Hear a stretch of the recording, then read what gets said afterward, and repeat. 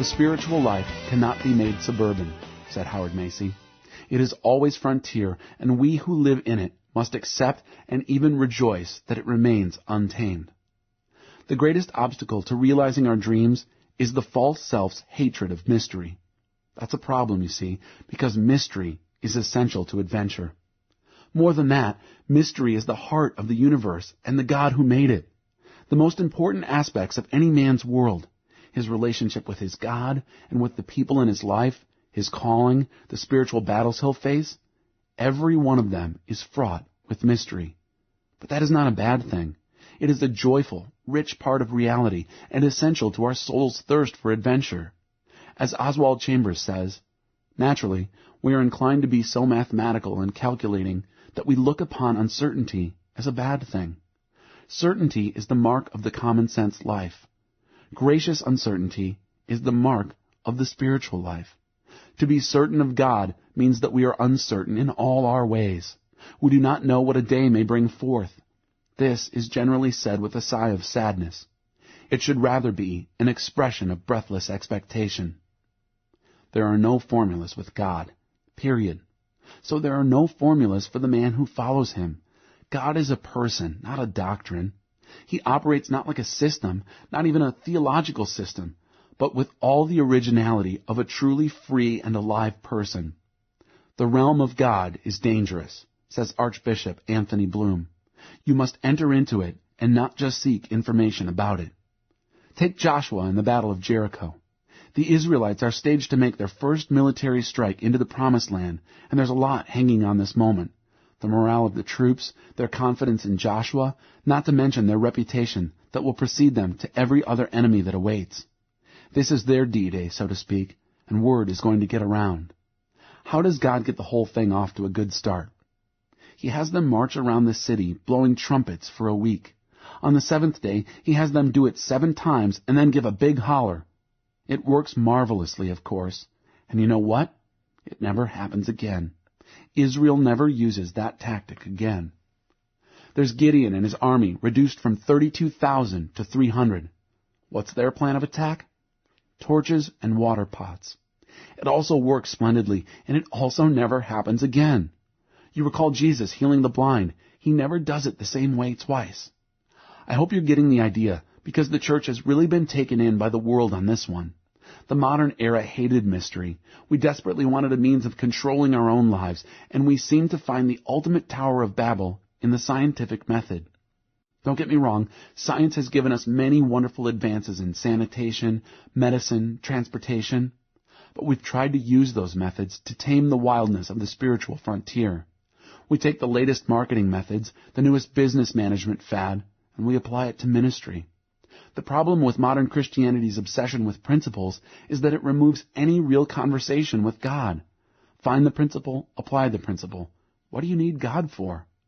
So Oswald Chambers warns us. Never make a principle out of your experience. Let God be as original with other people as he is with you. Originality and creativity are essential to personhood and to masculine strength.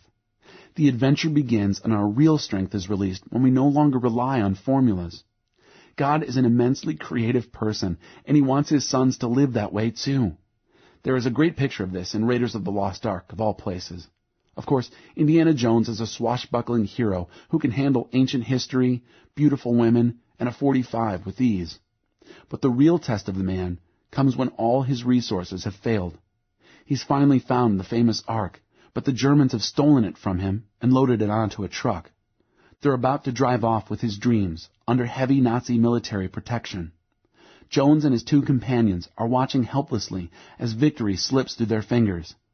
But Indiana is not finished. Oh no, the game has just begun. He says to his friends, "Get back to Cairo. Get us some transport to England. Boat, plane, anything. Meet me at Omar's. Be ready for me. I'm going after that truck." How? I don't know. I'm making this up as I go. When it comes to living and loving, what's required is a willingness to jump in with both feet and be creative as you go. Here's but one example. A few years ago, I got home from a trip on a Sunday afternoon and found the boys playing out in the front yard. It was a cold November day, too cold to be outside, and so I asked them what was up. Mom kicked us out. Knowing there's often good reason when Stacy banishes them, I pressed for a confession, but they maintained their innocence. So, I headed for the door to get the other side of the story. "Wouldn't go in there if I were you, Dad," Sam warned. "She's in a bad mood." I knew exactly what he was describing. The house was shut. Inside, all was dark and quiet. Now, let me ask the men reading this. What was everything inside me telling me to do? Run away. Don't even think about going in. Stay outside. And you know what? I could have stayed outside and looked like a great dad, playing catch with my sons. But I'm tired of being that man. I've run for years. Too many times I've played the coward, and I'm sick of it. I opened the door, went inside, climbed the stairs, walked into our bedroom, sat down on the bed and asked my wife the most terrifying question any man ever asks his woman. What's wrong? After that, it's all mystery. A woman doesn't want to be related to with formulas, and she certainly doesn't want to be treated like a project that has answers to it. She doesn't want to be solved. She wants to be known. Mason is absolutely right when he calls marriage the wild frontier.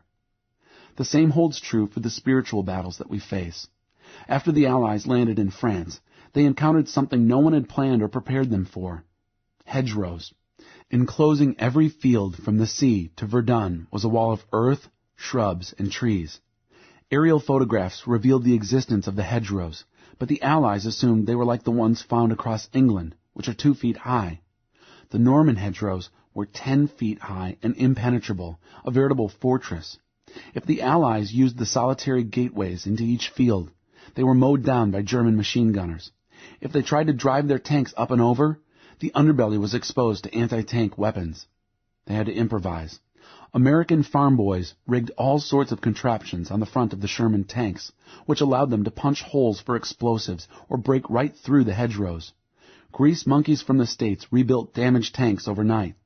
As one captain said, "I began to realize something about the American Army I had never thought possible before. Although it is highly regimented and bureaucratic under garrison conditions, when the Army gets in the field, it relaxes and the individual initiative comes forward and does what has to be done. This type of flexibility was one of the great strengths of the American Army in World War II. It was truly Yankee ingenuity that won the war. This is where we are now, in the midst of battle without the training we really need, and there are few men around to show us how to do it. We're going to have to figure a lot of this out ourselves. We know how to attend church. We've been taught not to swear or drink or smoke. We know how to be nice, but we don't really know how to fight, and we're going to have to learn as we go. That is where our strength will be crystallized, deepened, and revealed. A man is never more a man than when he embraces an adventure beyond his control, or when he walks into a battle he isn't sure of winning. As Antonio Machado wrote, mankind owns 4 things that are no good at sea: rudder, anchor, oars, and the fear of going down. I'm not suggesting that the Christian life is chaotic or that a real man is flagrantly irresponsible. The poser who squanders his paycheck at the racetrack or the slot machines is not a man. He's a fool. The sluggard who quits his job and makes his wife go to work so he can stay home to practice his golf swing, thinking he'll make the pro tour, is worse than an unbeliever. 1 Timothy 5:8. What I am saying is that our false self demands a formula before he'll engage. He wants a guarantee of success, and mister, you aren't going to get one. So there comes a time in a man's life when he's got to break away from all of that and head off into the unknown with God. This is a vital part of our journey, and if we balk here, the journey ends. Before the moment of Adam's greatest trial, God provided no step-by-step plan, gave no formula for how he was to handle the whole mess. That was not abandonment. That was the way God honored Adam. You are a man. You don't need me to hold you by the hand through this. You have what it takes. What God did offer Adam was friendship. He wasn't left alone to face life. He walked with God in the cool of the day, and there they talked about love and marriage and creativity, what lessons he was learning, and what adventures were to come. This is what God is offering to us as well. As Chambers says, there comes the baffling call of God in our lives also. The call of God can never be stated explicitly. It is implicit. The call of God is like the call of the sea. No one hears it but the one who has the nature of the sea in him. It cannot be stated definitely what the call of God is to, because his call is to be in comradeship with himself for his own purposes, and the test is to believe that God knows what he is after. The only way to live in this adventure, with all its danger and unpredictability and immensely high stakes, is in an ongoing, intimate relationship with God. The control we so desperately crave is an illusion. Far better to give it up in exchange for God's offer of companionship. Set aside stale formulas so we might enter into an informal friendship. Abraham knew this. Moses did as well. Read through the first several chapters of Exodus. It's filled with a give and take between Moses and God. Then the Lord said to Moses. Then Moses said to the Lord. The two act like they know each other, like they really are intimate allies. David, a man after God's own heart, also walked and warred and loved his way through life in a conversational intimacy with God. When the Philistines heard that David had been anointed king over Israel, they went up in full force to search for him. But David heard about it and went down to the stronghold. Now the Philistines had come and spread out in the valley of Rephaim. So David inquired of the Lord, Shall I go and attack the Philistines? Will you hand them over to me? The Lord answered, Go, for I will surely hand the Philistines over to you. So David went to Baal-perazim, and there he defeated them. Once more the Philistines came up and spread out in the valley of Rephaim. So David inquired of the Lord, and he answered, Do not go straight up, but circle around behind them and attack them in front of the balsam trees. As soon as you hear the sound of marching in the tops of the balsam trees, move quickly, because that will mean the Lord has gone in front of you to strike the Philistine army. So David did as the Lord commanded him, and he struck down the Philistines all the way from Gibeon to Gezer. 2 Samuel 5:17-20 and 22-25. Here again there is no rigid formula for David. It changes as he goes, relying on the counsel of God. This is the way every comrade and close companion of God lives. Jesus said, I no longer call you servants, because a servant does not know his master's business. Instead, I have called you friends, for everything that I learned from my Father, I have made known to you. John 15:15. God calls you his friend. He wants to talk to you, personally, frequently. As Dallas Willard writes, the ideal for divine guidance is a conversational relationship with God, the sort of relationship suited to friends who are mature personalities in a shared enterprise. Our whole journey into authentic masculinity centers around those cool-of-the-day talks with God. Simple questions change hassles to adventures. The events of our lives become opportunities for initiation. What are you teaching me here, God? What are you asking me to do or to let go of? What in my heart are you speaking to? For years now, I've wanted to climb one of the great peaks, Denali perhaps, and after that, maybe even Everest. Something calls to my heart every time I see a photo or read an account of another attempt. The allure of the wild places we have left haunts me, but there's also the desire for a challenge that requires everything I've got. Yes, even danger, maybe especially danger. Some people think I'm crazy, and I know that this dream may never be realized in my lifetime, but that does not discourage me. There is something symbolic about the desire, and I cannot let it go. This is quite crucial for us to understand. We have desires in our hearts that are core to who and what we are. They are almost mythic in their meaning, waking in us something transcendent and eternal.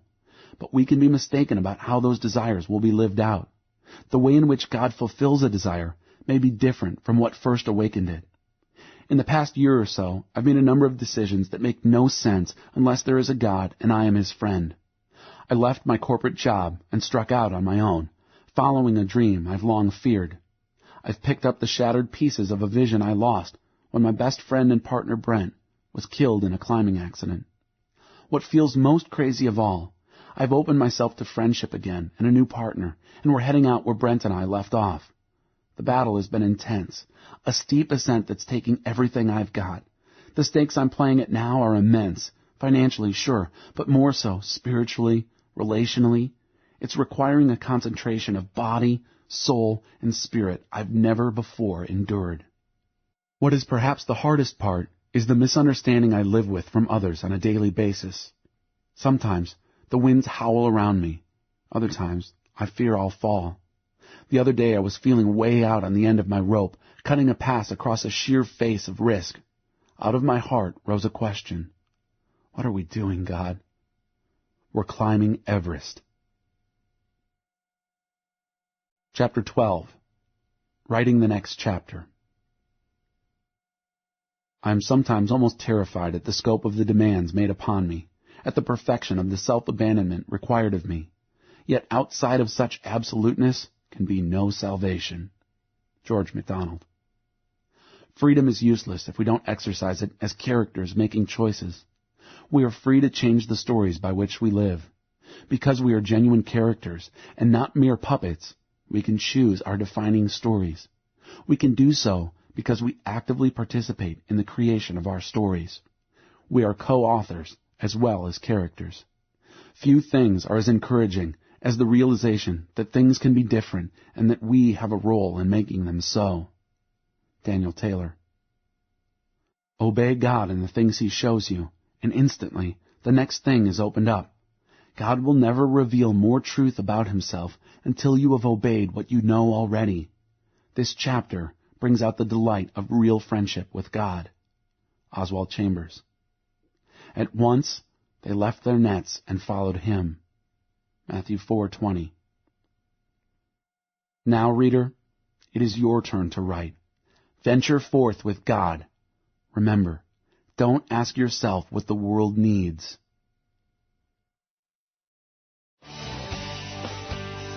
The following conversation is taken from a discussion with John Eldridge on November 7th, 2003. WildAtHeart really came out of my own masculine journey. I don't write anything I haven't first lived, because theory is not helpful. I mean, we have volumes and bookstores full of theory, but what I want to write is something that's authentic and has been tested in the fires of life. So WildAtHeart began in several ways, really. It began when I reached a crisis point in my own life, woke up in Washington, D.C. in 1990 and realized I hated my job. I hated my life. My marriage was in big trouble. And I had no clue on how to be the father of the boy that we had just had, and then obviously two more on the way. And so I began a journey. I went into Stacy one morning and I said, I have lost my heart. I don't know where and I don't know why, but I have got to go get it back. I have no passion for God, no passion for our marriage, no passion for our life, and I want to. I'm not leaving. I'm not walking out. I want to go together. And I know that something is deeply missing in my soul as a man.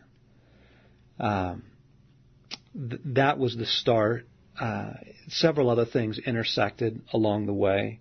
One was probably the most crucial, was my friendship with Brent Curtis, with whom I wrote Sacred Romance. Because in the masculine journey, the deepest core need is for validation, that you are a man, that you have what it takes. And if we don't find that validation, we just look for it, in our jobs, and we become driven, right? Or we look for it in the woman, and then we get into trouble in that area. Or we look for it in sports, and, we become the weekend warriors, and, but it never works. You never find it in any of those places. The only place that you can find masculinity and find that validation is from another man. And so my friendship with Brent was just huge. We realized that we really shared something together, a love for the outdoors. We used to fly fish and backpack and rock climb together, and a love of books. We'd talk about Julian of Norwich or Henry Nouwen or Buechner, Annie Dillard, and in the context of that friendship, these deep themes began to emerge in our own lives, that we were looking for the same thing. We'd experienced much of the same thing, the father wound, the desperate and empty search to find validation in the woman.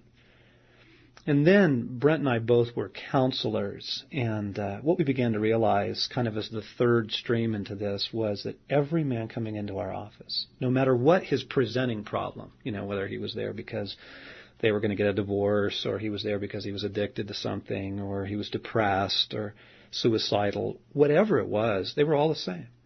That the core was the same. Every guy I talked to was wounded. Every guy I talked to was desperate for someone to show him the way.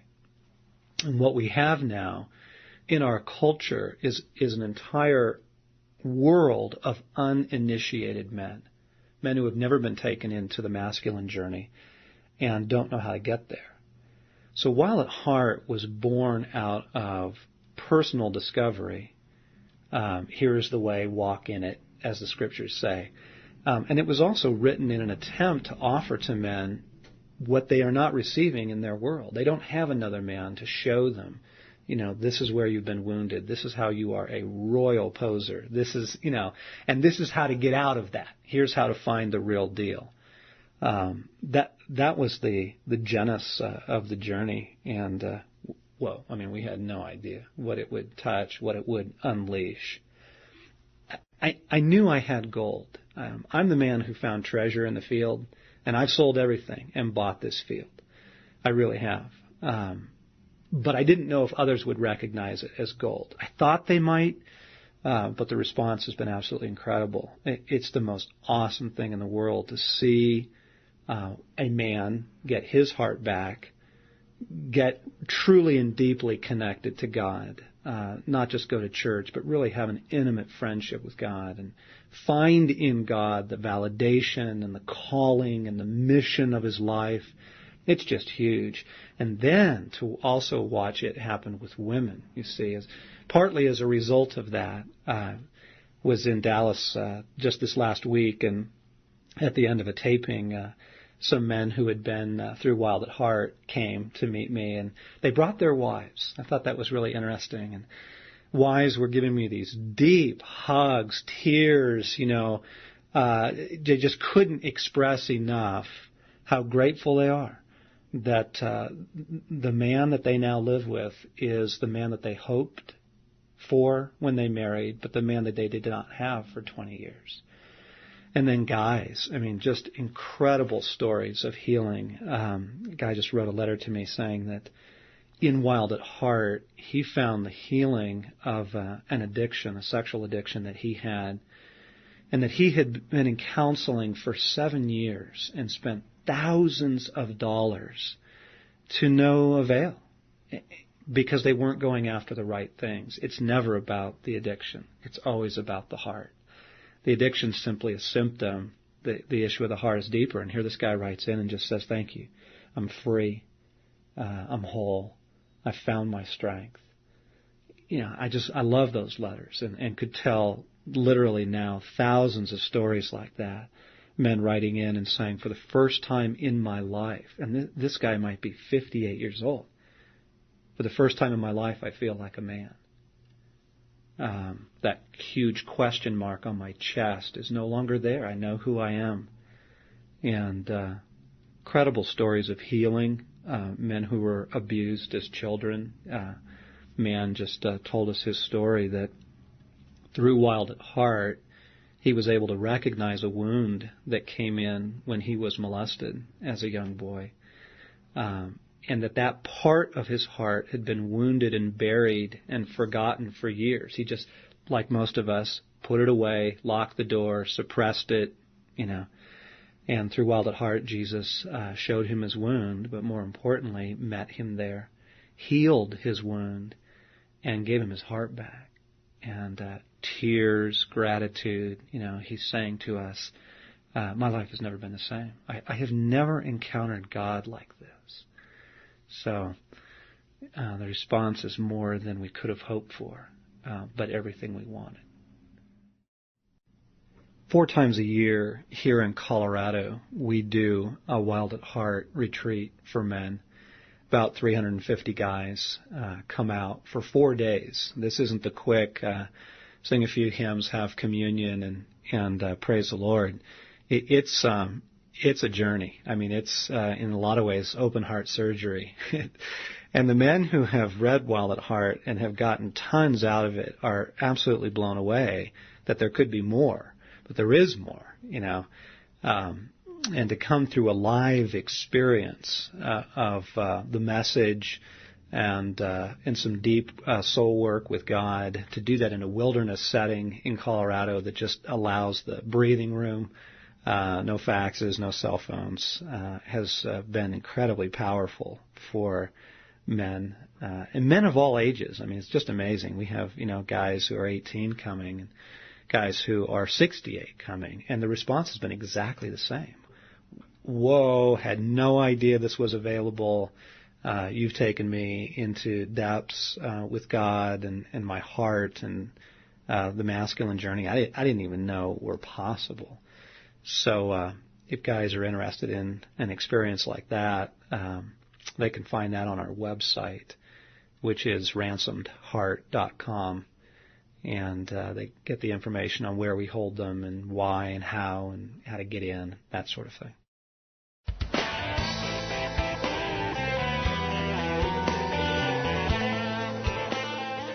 We hope you've enjoyed this audio version of Wild at Heart by John Eldredge. This audiobook has been produced and is copyrighted by Oasis Audio. Other Oasis Audio titles by John Eldredge, including Waking the Dead, The Sacred Romance, and The Journey of Desire, are available wherever audiobooks are sold and on our website, www.oasisaudio.com.